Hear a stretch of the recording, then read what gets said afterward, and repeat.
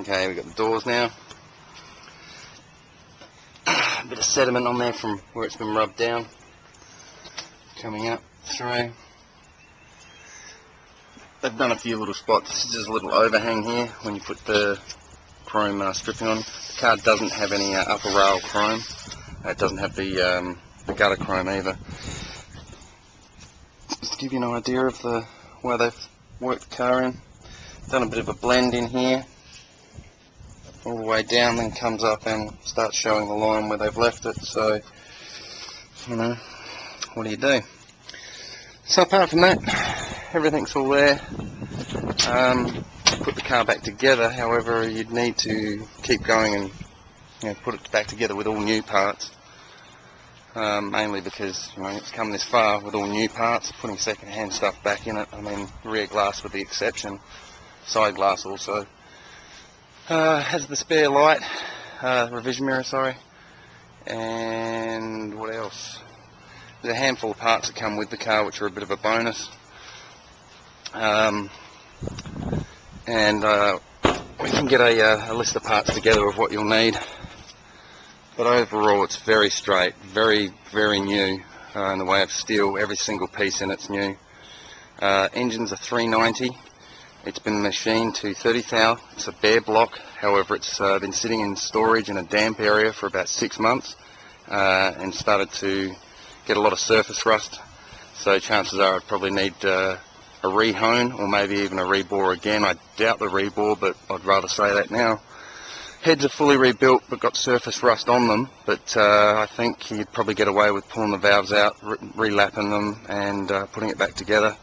The crank's been machined 10 thou over, also starting to show some signs of a bit of rust on it.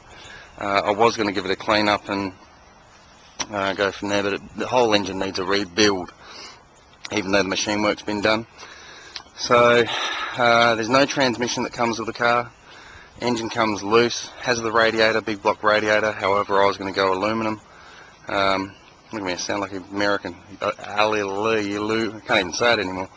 It's got all new door locks, everything else like that. So just to give you an idea of what it's like, personally I'd get all Eleanor wheels and keep going with all the new stuff rather than trying to put in second hand. So that's it, boys. That's the Eleanor. Sorry it took so long to get you the video, but I was a busy boy.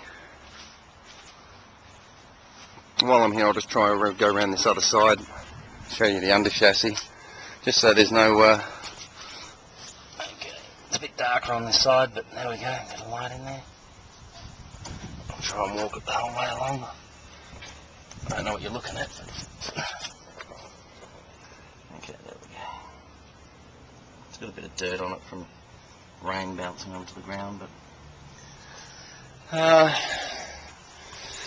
there was a section under this dash where the little tin flap that holds this up has had a repair just on the back there. They've used not like a bog or a bondo or anything, but some sort of like a fiberglass resin just to hold the back section down. That's what I'm assuming they've done.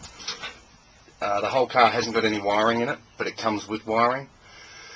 So you'd need to go get onto that as well. I'd estimate to finish the car in US dollars, God, you could keep going. You just could. To get it as a driver, I'd say $5 grand US. It's just a guess. I don't even know.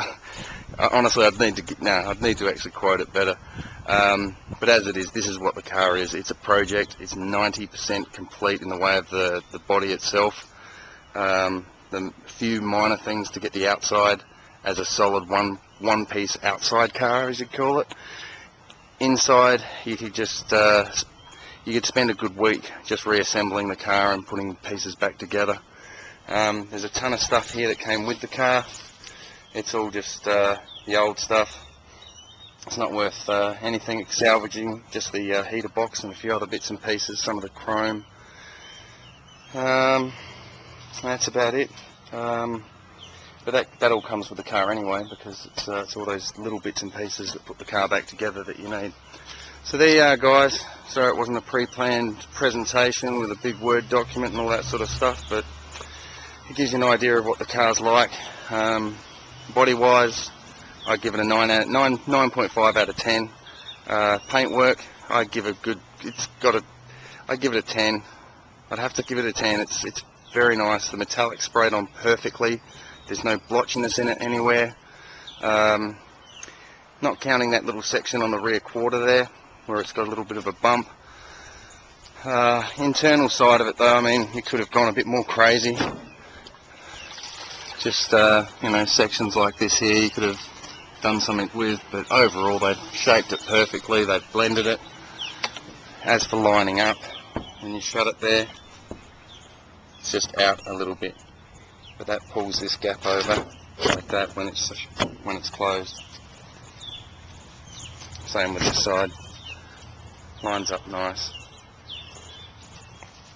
So there you are, guys, I'm done. There's the Eleanor, and give me a call if you want it. It's just going to sit here until somebody buys it. There you go.